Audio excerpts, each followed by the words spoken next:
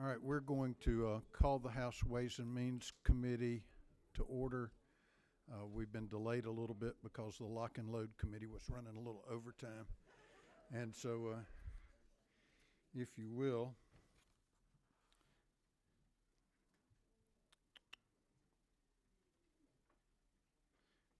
Representative Knight, if you will, tell us about HB 374, and we're operating off of LC 345162S.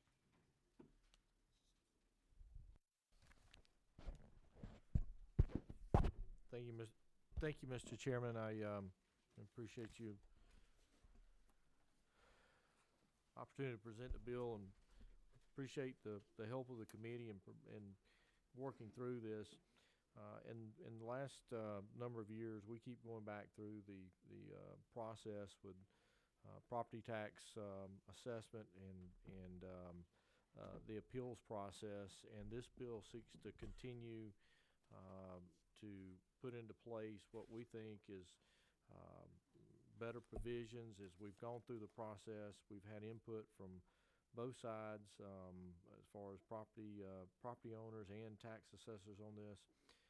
Real briefly, the bill does such things as allow for electronic filing and of documents, and that is permissive if it's agreed upon. You'll see that throughout the course of the bill. We also see that we know that in the hearing process that that has been very, very successful. And what we've done is we've lowered that floor from $750,000 to $500,000, hoping that will allow more cases to be heard in that manner. Continue to go through the bill, and you'll see a number of those same language changes throughout the bill. We've also put in that prior to any Board of Equalization member, prior to them hearing in a case, they need to complete their hours first of training. We think that's only fair, that they should be up to speed and well trained on the issues before they start hearing cases. We've also got a provision in here that limits the amount of time served that a member may serve, and I think that's to no more than 3 consecutive times. I know we had gone a little bit farther with that, but we realized that there were some problems with our rural counties and not being able to get enough qualified people, so we just said 3 consecutive terms.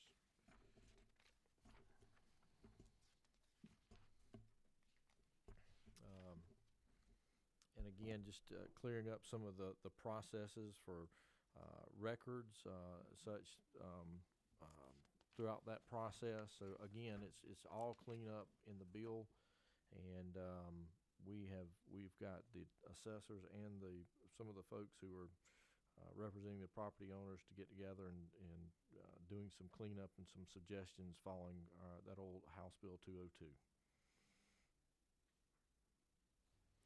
Are there questions? Seeing none, what's the pleasure of the committee? There's a motion and a second. Any discussion? All in favor say aye. Aye. All opposed? Passes on to rules.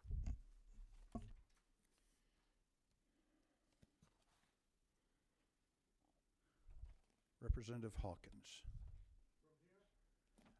From the table and the mic.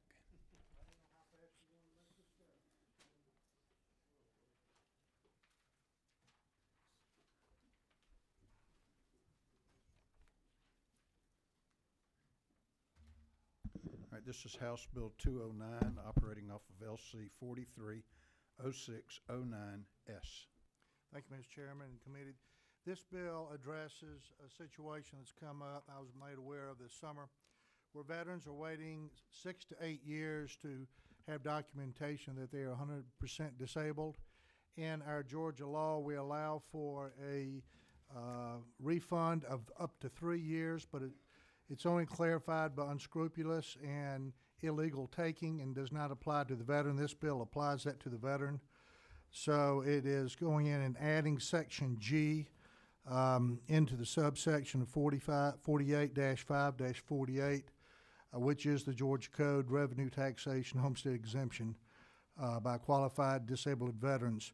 It adds, codifies wording of the unmarried spouse and minor child, which is already in U.S. Code in that section G1. Second section directs the county to give the veteran or family 3 years of ad valorem tax rebated, and paragraph 3 speaks to the Board of Assessors shall immediately transmit to the local tax commissioner. Are there questions? Hearing none, what's the pleasure of the committee?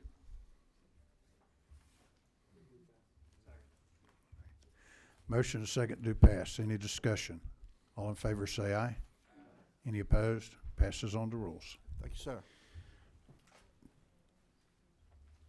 Chairman Knight, tell us about House Bill 285. Thank you, Mr. Chairman. 285,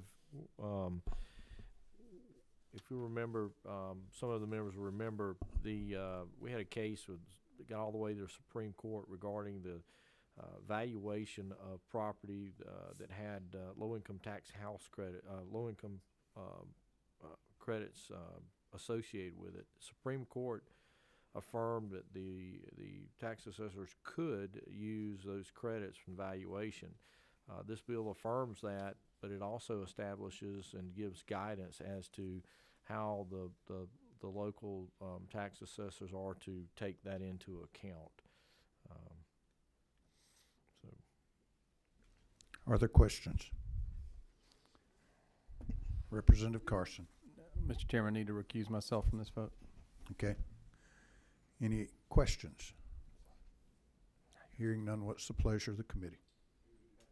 There's a motion second do pass. Any discussion? Hearing none, all in favor say aye. Any opposed? Passes on to rules. Chairman Nix.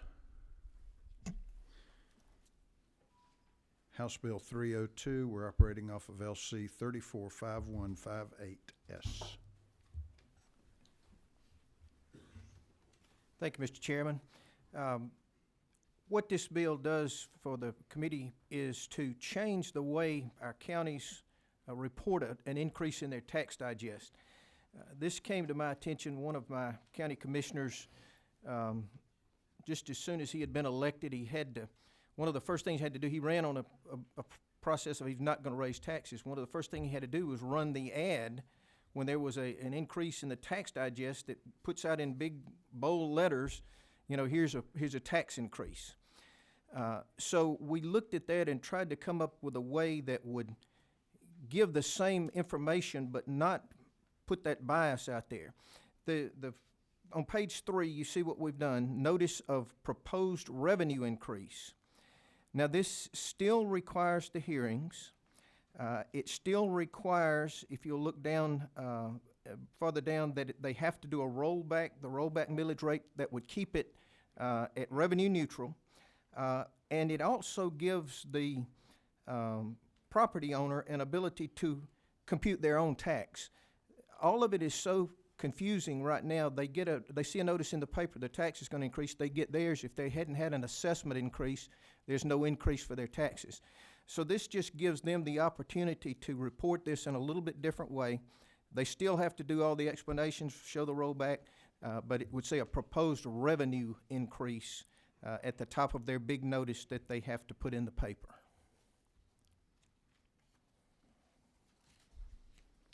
Are there questions?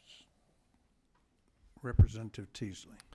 Thank you, Mr. Chairman, and thank you, Chairman Nix, for bringing this. Would you restate again? You said what's happening is it has to go out as a property tax increase, but you're saying, you mentioned the terms revenue neutral, which in my mind means it's canceling out, it's reducing taxes somewhere else. Right. So therefore, right. No, if you look down, one of the things they had to do was show what the rollback millage rate would be. If they leave the millage rate as it is, there would be a revenue increase. They have to show what that rollback millage rate would be in order to keep it revenue neutral. So if they've got 16 mills now, their rate, their overall assessment goes up, they might have to roll back to 15 to keep it revenue neutral. You'll see that language is on page, is at the bottom of, the rollback is on 88. In order to generate the same tax revenue as in the prior year, a millage rate of whatever that rollback would be required.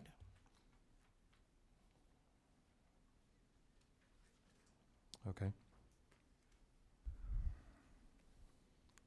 Supreme Vice Chairman.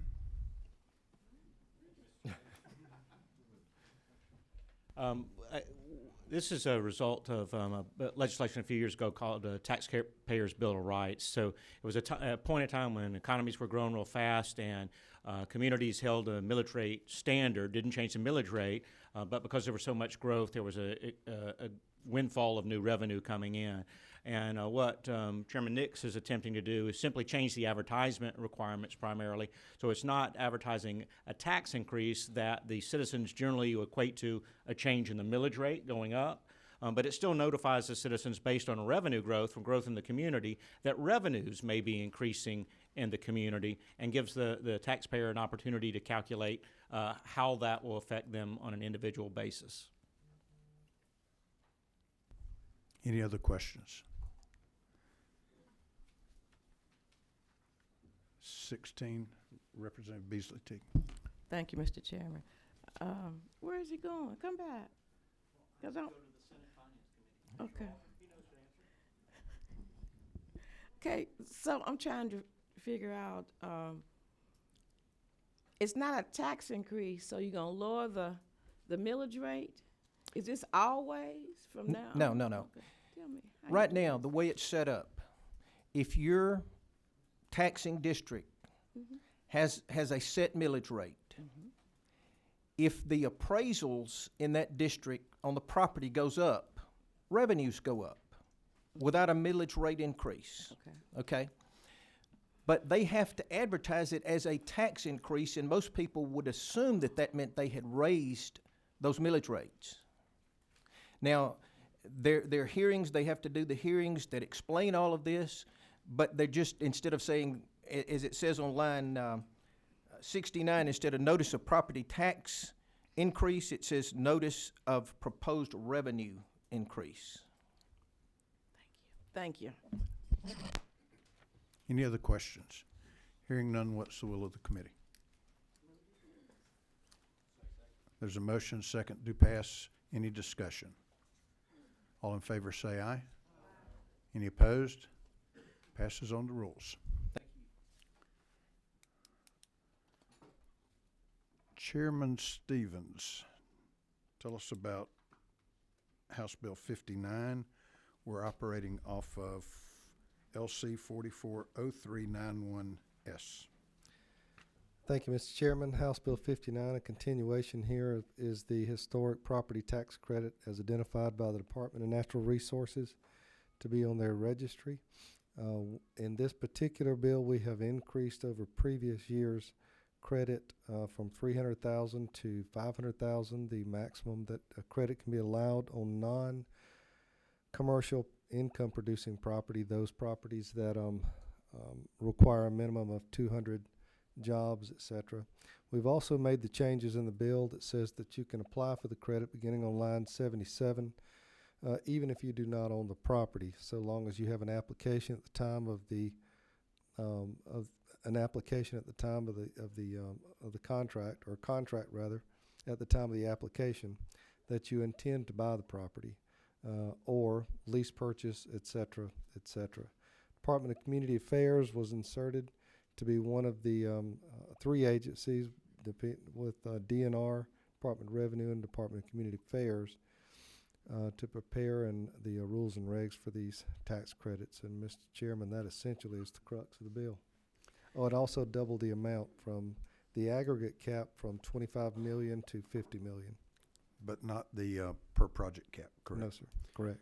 And for the Department of Revenue's information, on line 96, to make sure, we basically borrowed this language from the gate bill that we had last year to make it understandable that we are going to share information between departments in order to make this efficient. So we didn't want any problems because we know how we are on confidentiality. And so that's a change from what happened in subcommittee that was recently brought to our attention. So are there questions for the author? What's the pleasure of the committee? There's a motion, second, do pass. All right. Representative Carson is excused from the vote. Any discussion? All in favor of the motion do pass, say aye. Any opposed? Passes on to rules.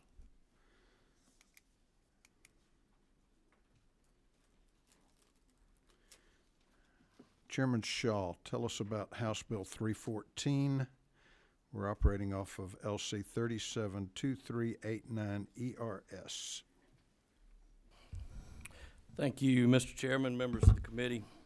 This is the Georgia Agribusiness and Rural Jobs Act, and we went through it in detail in subcommittee, but basically this creates a pool of money to be used for capital investments in small businesses in the rural parts of the state. We've talked in detail during subcommittee, and there's a lot of media coverage on the struggles that are taking place in rural Georgia and rural America. One of those challenges is the lack of capital, access to capital in those rural areas. So this is our intent as a way to try to help lure more capital investments in those areas, basically to create jobs. We're seeing an enormous population decrease in rural America. Rural Georgia is no exception. It's mind-boggling numbers. I'm not going to go into all the data that we've gone through before, but you've probably seen the numbers. It's staggering, particularly in the last 5 years.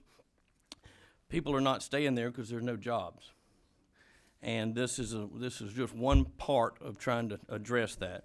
So this creates a public-private answer to trying to funnel capital investments in those areas, working alongside community banks. The only difference between the substitute version today and the version that was in subcommittee is the chairman's recommendations to basically put an end on this where the distributions would have to be made. So if you look on page 7, line 245, we've added that the rural fund shall distribute all amounts not held in eligible investments no later than the 14th anniversary of the closing date. But these funds this is a 6-year deal, and then it sunsets. The first 2 years, these investments are raised and invested in these small businesses in the rural Georgia. Where we start issuing the tax credits, we credit 60% so of the $100 million, 15% in years 3, 4, 5, and 6. So $15 million per year, 3, 4, 5, and 6. Investments are made up front, so you're getting your bang for the buck before we ever issue a credit. But like I said, we went through all that in subcommittee. The only other change we made, this was just personally, I want to make sure that we're not competing with community banks who are also struggling, not just in rural Georgia, but everywhere due to regulations. So we put some language in on line 72 that just basically says that basically we're saying that they've got to have a credit refusal letter or similar correspondence from a depository institution, or referral letter or similar correspondence from a depository institution referring to the business to a rural fund, which is what we're creating. So those are the only changes from the version that we went through in subcommittee. If there are any questions, Mr. Chairman, I'll be glad to answer them. Are there questions? Hearing none, what's the pleasure of the committee? There's a motion to pass. Second. Any discussion? All in favor say aye. Any opposed? Moves on to rules. Thank you.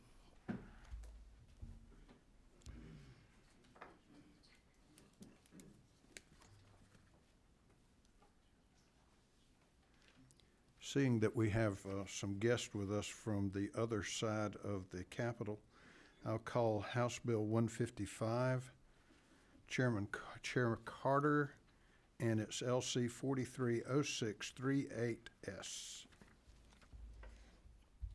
Thank you, Mr. Chairman.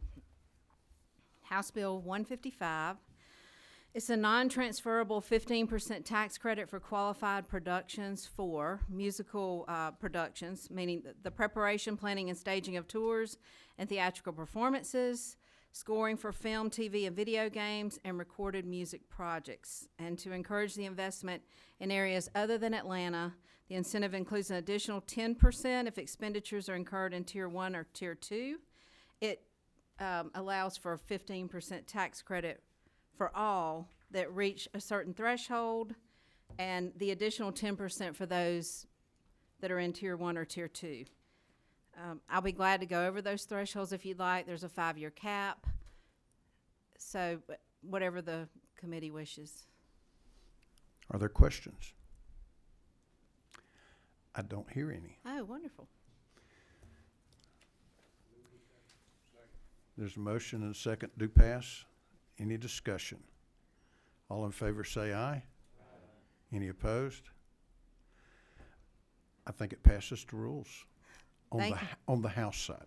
Well, thank you, Mr. Chairman. If you don't mind, let me mention just one thing.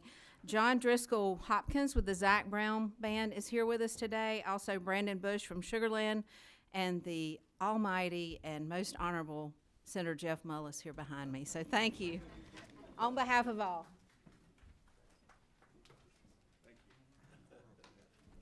Mr. Chairman, question, is this going to be, credit going to be available for any new music that would be written for the Senate Rules Chairman as he's entering in? Let me know how it can be a service. I don't think they'll take that on tour.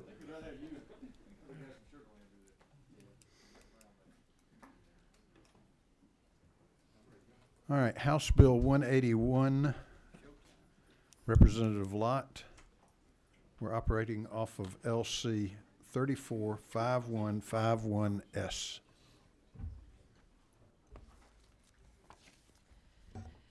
Thank you, Mr. Chairman, members of the committee. I am presenting Bill HB 181. This bill was brought to me to address concerns that some Georgia communities have had with not getting any information regarding the direct deposits of sales tax distribution money into their county accounts. We worked this bill quite a bit in subcommittee and have changed it a number of times to make this bill a little simpler. What it allows is for the commissioner, upon request from a designated officer of the local governments or county governments, the commissioner shall furnish information included on the vendor's sales tax certificate for all vendors that have filed a report for the designated period. The designated officer shall not be authorized to contact in any manner any taxpayer identified in such confidential information, and the bill goes on to express the confidential nature of this information. So just to clarify, the only information that the Department of Revenue is able to provide is the information that is public knowledge on the vendor's sales tax certificate, but for the designated period requested. Are there any questions? Are there questions? Hearing none, what's the pleasure of the committee?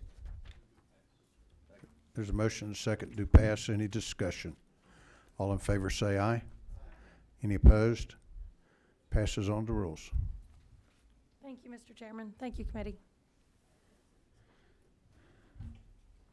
Representative Estration. House Bill 342. We're operating off of LC 345160S. Thank you, Mr. Chairman, members of the committee. This bill was exhaustively examined in two subcommittee hearings, and as committed to the subcommittee, Mr. Chairman, we have made the changes requested in preparation for the hearing today. Now, when you say exhaustively, are you complaining or are you being complimentary? No, I'm very appreciative for that. Okay, just Mr. want to Chairman. clarify. That is, I appreciate your leadership and the committee's willingness to teach me a lot about the tax code as I've worked through this, and it's been a great experience to work on this bill. So Section 1 includes... Wait just 1 second. I think that everybody's gonna need to refresh their screens. We're operating off the wrong LC number. What's the correct? The one you read is the one, I'm sorry. Okay, 5160S? Yes, sir. Or it's just wrong on the screen? Okay. All right, wait a minute. We're gonna upload it, and then y'all can refresh your screen so we make sure that we are going through it. Sorry.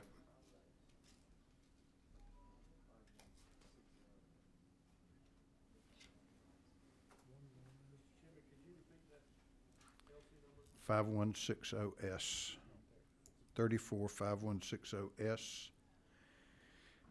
And he's uploading it.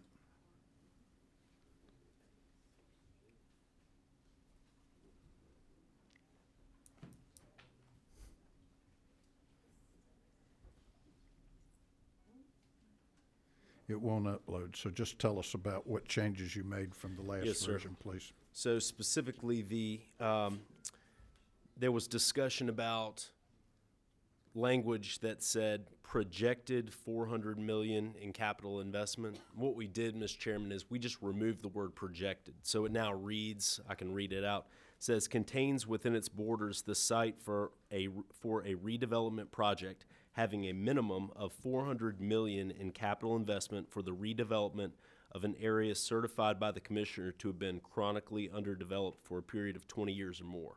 So that's to make it clear that not only is it available, but it will be in fact invested. Yes, sir.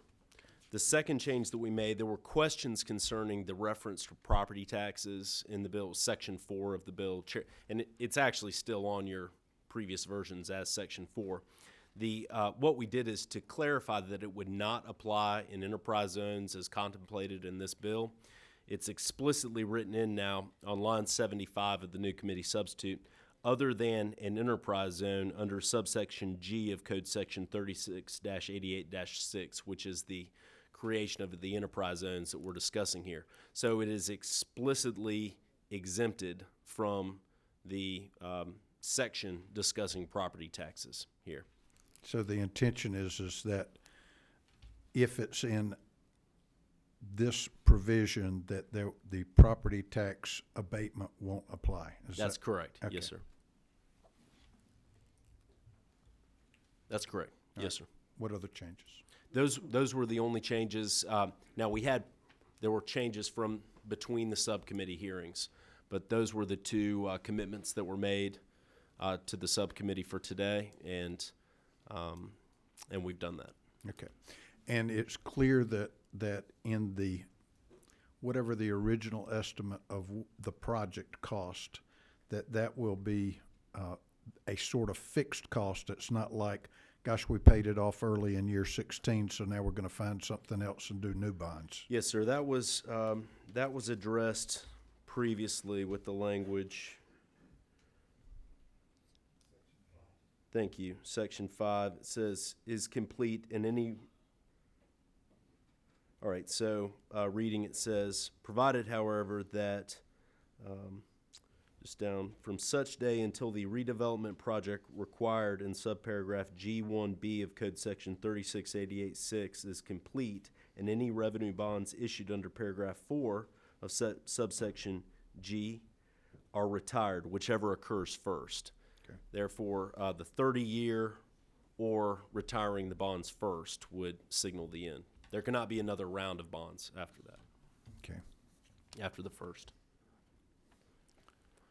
All right, 16, is that Representative Buckner? Or, okay. Thank you, Mr. Chairman. I'm trying to get a clear understanding of the area you're talking about. I think you said something about it's gonna be like 17th Street, and that piece over there is putting it up off the ground. Is that right? Or am I No, on the ma'am. wrong? Okay. So you gonna do? Tell her where it is. So, Tell me.